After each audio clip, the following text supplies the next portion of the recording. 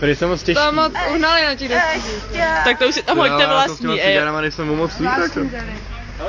To už si tam hoďte vlastní euro. A každý čmen je jinak dlouhý. Co jsi dostal? Jo, od nějakého prváka jsem mu koupil pivo. A? Dostal jsem k tomu otvírák. Tak Eliško, tak ukaž Jdem si tomu. taky zarajtovat. Dejte si tam ještě euro, já vás chci natočit, mě to předtím Ty nešlo. natáčíš? Počkej, já se dávat. Jo, tady se sedí líp než tam. Dokud jsem poslala pokusat.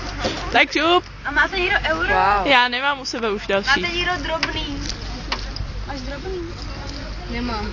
Saide, máš drobný? Mám. Já chci zajít.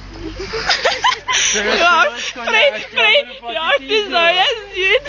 Jak to ještě tak pošoupla, já chci zajezdit.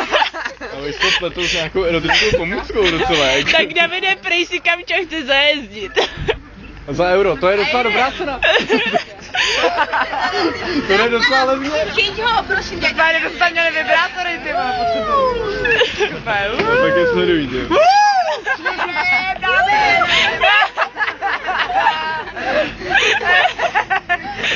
To nám stačí, my nemusíme nic jiného Itálie.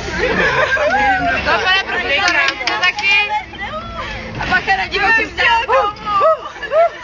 Do Texasu. Mám si to nechci peněženku.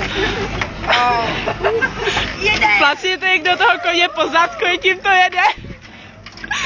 Ty cukr. Neplácej ho, nebo se nám spaší. Jo, ještě ho plácí. Já mě ho neplácu.